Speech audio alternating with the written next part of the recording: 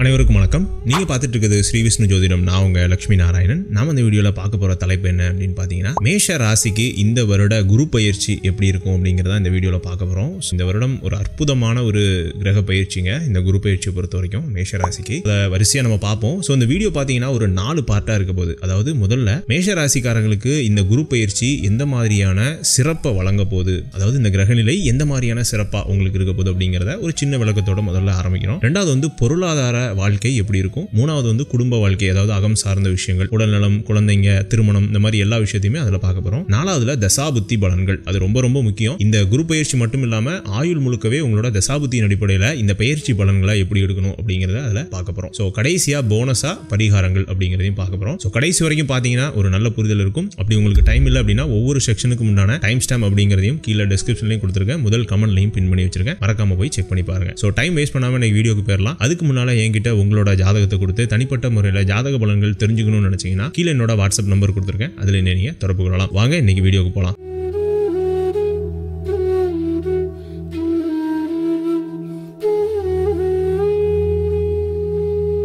சொன்னபடியே ஒரு மிக மிக அற்புதமான ஒரு கிரக பயிற்சி அப்படிங்கிறது இந்த வருடம் 2024 மே மாதம் 1ஆம் தேதி அன்னைக்கு மதியம் 3:39க்கு உங்களோட ராசியில், அதாவது மேஷ ராசியிலிருந்து ரிஷப ராசிக்கு குரு பகவான் பயிற்சியாக போறாரு. இது ஒரு வியாழ வட்டம்னு கூட சொல்லுவாங்க. அதாவது ரிஷபம், சிம்மம், தனுர், கும்பம் இந்த 4 ராசிகளுக்கும் குரு பகவான் வரக்கூடிய காலகட்டத்தில் பொருளாதாரத்தில் மிகப்பெரிய சிறப்புகள் எல்லாருக்குமே கிடைக்குங்க. 12 ராசிக்காரர்களுக்கும், அதில் குறிப்பா மேஷ ராசிக்காரர்களுக்கு எல்லா வகையிலுமே சிறப்பாக இருக்கும். அதை பத்தி டீடைலா பார்ப்போம். இந்த செக்ஷன்ல நம்ம உங்களோட ராசிக்கு குரு பயிற்சியோட சிறப்பு என்ன அப்படிங்கறத பார்க்கலாம். ஃபர்ஸ்ட் வந்து பாத்தீங்கன்னா இந்த 2ஆம் இடம்ங்கிறது பாத்தீங்கன்னா தன ஸ்தானம் மட்டும் இல்லாம குடும்பம், வாக்கு, இந்த மாதிரியான சில அத்தியாவசியமான விஷயங்களையும் குறிக்கும். அதே மாதிரி இந்த குரு பகவான் யார் அப்படின்னு பாத்தீங்கன்னா உங்களோட 9ஆம் அதிபதி. ஸோ பாக்கியாதிபதி தனஸ்தானத்துக்கு வர்றது மகா தன யோகம் அப்படின்னு சொல்லுவோம். ஸோ இந்த பொதுவாக பாக்கியாதிபதி 11ஆம் அதிபதி இவங்கெல்லாம் 2ஆம் இடத்தோட தொடர்பு கொள்ளும் போதுதான் மகா தன யோகம் அப்படிங்கிறது வரும். உங்களோட ஜாதகத்திலையுமே அந்தந்த கிரக அதிபதிகள் எங்க இருக்காங்க அப்படிங்கிறதையும்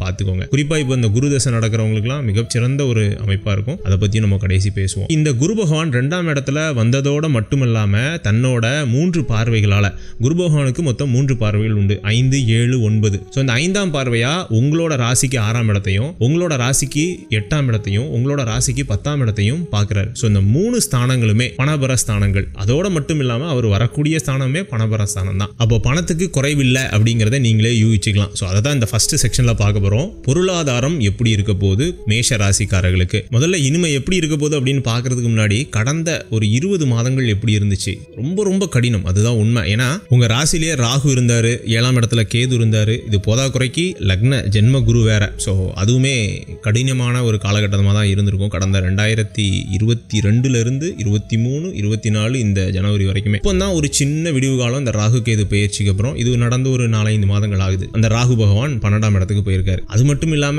ஜென்மத்துல குரு வேற இருக்காரு. ஜென்ம குருனாலே ஒரு குழப்பம் தாங்க. பணம் சார்ந்த விஷயமாகட்டும், அல்லது ஏதாவது ஒரு முடிவெடுக்கதாகட்டும், வீட்டில் ஏதாவது சுப காரியங்களாகட்டும், எல்லாத்துலயுமே ஒரு சின்ன சின்ன தடை தாமதம் எல்லாத்தோட தான் போயிட்டு இருந்திருக்கு கடந்த 20 மாதங்களுமே. அந்த நிலை அப்படிங்கிறது இந்த வருட இந்த குரு பயிற்சியால, குறிப்பா அந்த 2024 மே மாசத்துக்கு அப்புறம் உங்களுக்கு சரியாக போகுது. குறிப்பா வர வேண்டிய பணங்கள், ஒரு நாள் வந்து ஒரு நல்ல வேலை செஞ்சுக்கிட்டு இருக்கிறோம், ஆனா ப்ராப்பரான ரெகக்னேஷன் இல்ல, நம்மளை விட ஸ்கில் குறைஞ்சவங்க, நம்மளை விட தகுதி குறைஞ்சவங்க எல்லாம் மேல மேல போறாங்க. பொதுவாக அந்த மேஷராசிக்காரர்களுக்கு முன்கோவம் அதிகம். ஒரு இடத்துல நீதி மறுக்கப்படுது, அநீதி இழைக்கப்படுது அப்படின்னா முதல்ல குரல் கொடுக்குது மேஷராசிக்காரர்கள் தான். அப்படி இருக்கிற சமயத்துல நமக்கே அநீதி நடந்துச்சுன்னா அதுதான் அந்த 18 மாதங்கள் நடந்துச்சு மேஷராசியை பொறுத்த வரைக்கும். ஸோ அந்த அநீதி, அந்த ஒரு நீதி மறுக்கப்படுற விஷயம், உங்களுக்கான நியாயம் கிடைக்கிறது. குறிப்பா அந்த பணம் சார்ந்த விஷயத்துல பணம் வரக்கூடிய வகையாகட்டும், இல்ல வழக்குகள்ல நிலுவையில் இருக்கக்கூடிய பணங்களாகட்டும், இல்ல அரசாங்க ரீதியாக வர வேண்டிய பணமாகட்டும், இது எல்லாத்தையுமே இந்த மே மாசத்துக்கு அப்புறம் மேஷராசிக்கு குரு பகவானானவர் வரவழைச்சு கொடுத்துருவாரு. அதுக்கான மிகப்பெரிய காரணமே அவர் பாக்கியாதிபதிங்கிற ஒரு அமைப்போட வர்றது. அதே மாதிரி அவர் போற நட்சத்திரங்களையும் பாருங்களேன், கார்த்திகை, ரோகிணி, மிருகசீரிடம், இந்த 3 நட்சத்திரங்கள்ல தான் டிராவல் பண்ண போறார், சஞ்சாரம் பண்ண போறார். அதுவே ஒரு மிகச்சிறந்த அமைப்புங்க. அதாவது இந்த ஒரு வருஷம் பாத்தீங்கன்னா உங்களோட வாக்கு, அப்புறம் தனம், பொருளாதாரத்தை பத்தி கேட்கவே வேண்டாம். ஏன்னா 2ஆம் இடம்ங்கிறது உங்களோட தனஸ்தானம் தான். அதுவுமே மற்றும் ஒரு சுபகிரகமான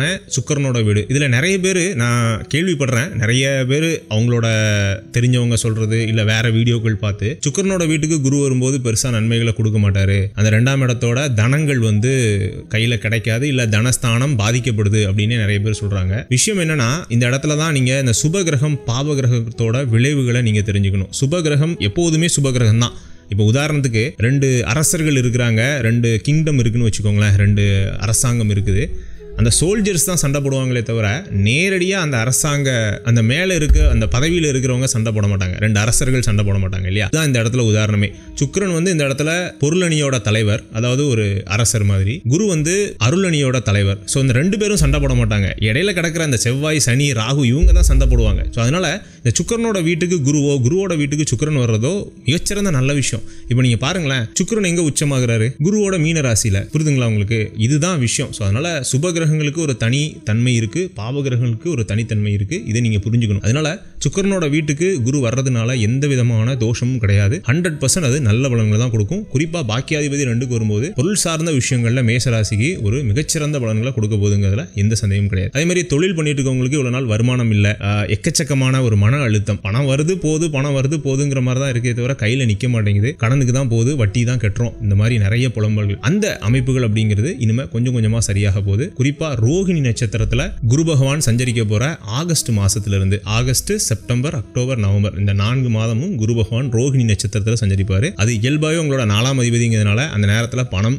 அதிகமா சேரும். குறிப்பா சொத்து வாங்குறது, வாகனம் வாங்குறது, வாகனம் மாத்துறது, ஒரு சந்தோஷமா என்ஜாய் பண்ணக்கூடிய தருணமா அந்த காலகட்டங்கள் இருக்கும் குரு பகவானோட அருளால. இதுதான் பொருளாதாரம் ரீதியா மேஷராசிக்காரர்கள் இந்த வருட குரு பயிற்சியில் அனுபவிக்க போற விஷயங்கள். இனிமே அகம் சார்ந்த வாழ்க்கை, திருமணம் மாதிரியான விஷயங்கள்லாம் எப்படி இருக்கு அப்படிங்கிறத பார்க்கலாம். இந்த திருமணம் அப்படிங்கிறதுல வியாழ நோக்கு அப்படின்னு சொல்லலாம். ஆனா வியாழன் டைரக்டா பாக்குறது இல்ல இந்த குரு பயிற்சியில, சரிங்களா? ஏன்னா 2ஆம் இடத்துல இருந்து அவர் 6, 8, 10ங்கிற பணபர ஸ்தானங்களை தான் இயக்குறாரு. இருந்தாலும் 2ஆம் இடம்ங்கிறது குடும்பஸ்தானம்ங்கிறதுனால குடும்பம் அமையாத, அதாவது திருமணம் ஆகாத மேஷராசிக்காரர்களுக்கு இந்த வருடம் திருமணம் ஆகிறதுக்கான வாய்ப்புகள் இருக்கு. காரணம் என்ன அப்படின்னா, இந்த 2ஆம் இடம் ஆல்ரெடி ஒரு சுக்கிரனோட வீடு. சுக்கிரன்கிறது களத்திரக்காரகன். ஸோ அதனால ரோகிணி நட்சத்திரத்தில் சஞ்சரிக்கக்கூடிய காலகட்டம், மிருகசீரிடம் நட்சத்திரத்தில் சஞ்சரிக்கக்கூடிய ஆகஸ்ட்ல இருந்து கிட்டத்தட்ட ஒரு 8 மாசத்துக்குள்ள மேஷராசிக்காரர்கள் நிறைய பேருக்கு திருமணம் ஆகும். ஸோ இது ஒன்று. 2வது வந்து பார்த்தீங்கன்னா உடல்நிலை, நீண்ட நாள் இருந்த உடல்நிலை பாதிப்புகள். ஏன்னா 6ஆம் இடத்துக்கு குருவோட பார்வை விழப்போகுது. ஸோ அதனால நீண்ட நாள் இருந்த உடல்நிலை பாதிப்புகள், ஒரு மாதிரி ஒரு பலவீனமா இருக்கிறது, உடம்புல எந்த நோயுமே இல்லை, டாக்டர் போய் காமிச்சா எந்த பிரச்சனையுமே இல்லைங்கிறாங்க, ஆனால் உடம்பு பலவீனமா இருக்கு, செயல்பட முடியல அப்படின்னு நிறைய மேஷராசிக்காரர்கள் கம்ப்ளைண்ட். காரணம் என்னன்னா, இந்த 18 மாதங்கள் ராகுவோட சஞ்சாரம் சரியில்லை. ராசிலே இருந்தார் இல்லையா, நல்ல தசை நடக்கிறதுனால நீங்க தப்பிச்சுட்டு வந்திருக்கீங்க. ஆனா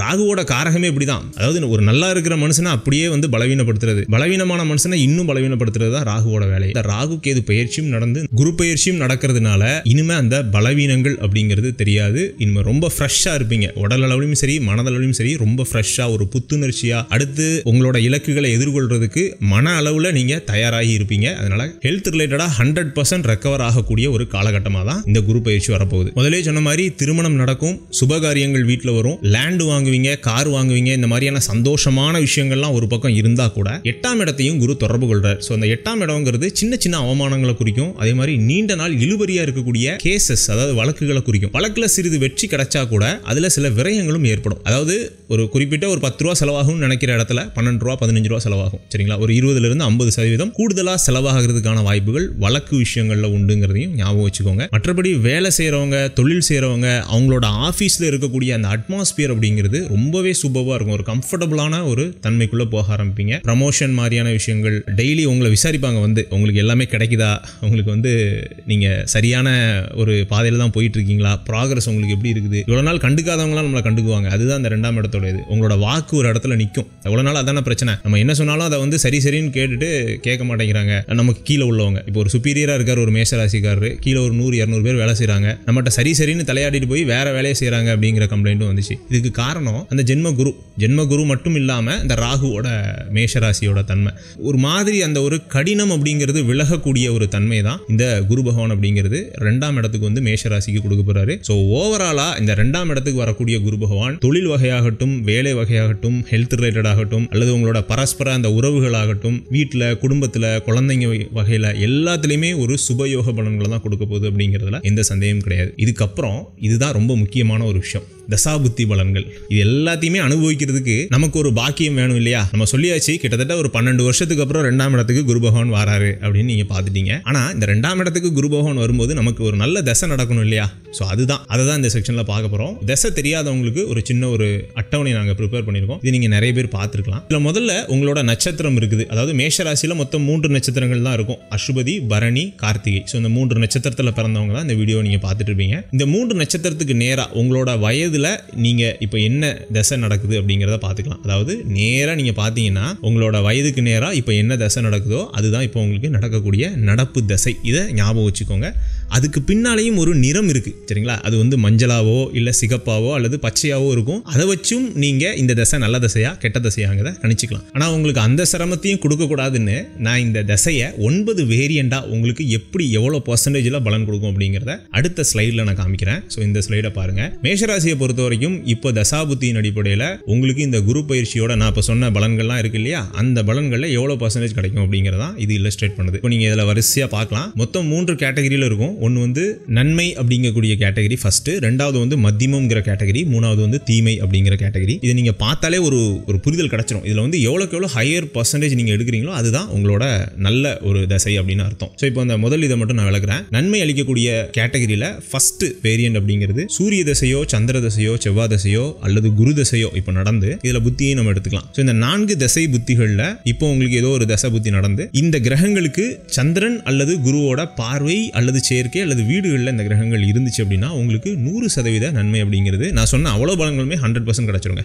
இதுதான் ஃபர்ஸ்ட் கேட்டகரியில் உள்ள ஃபர்ஸ்ட் வேரியன்ட். அடுத்தது ரெண்டாவது அதே மாதிரி தான் இதே தசைகள், ஆனால் சனி ராகு செவ்வாயோட பார்வை சேர்க்கை வீடுகளில் இந்த கிரகங்கள் இருந்துச்சுன்னா 60% பலன்கள் தான் கிடைக்கும். அப்புறம் அதுலேயே மூணாவது வேரியன்ட் இதே கிரகங்கள் தான் இதே தசை தான், ஆனால் எந்த கிரகத்தோட பார்வை சேர்க்கை இல்லை அதான் அந்த இடத்துல டேஷ் போட்டிருக்கோம். 80% நன்மை தான் கிடைக்கும் சரிங்களா. ஸோ இதுதான் அந்த நன்மைங்கிற கேட்டகரி. இதே மாதிரி நீங்கள் மத்தியமத்துக்கும் வச்சுக்கலாம் தீமைக்கும் வச்சுக்கலாம். Same calculation same mechanism. So இதில் ரொம்ப பாவம் செஞ்சவங்க யார் அப்படின்னா தீமை அப்படிங்கிற கேட்டகரியில் கடைசி வராங்க இல்லையா அந்த சனி தசையில்.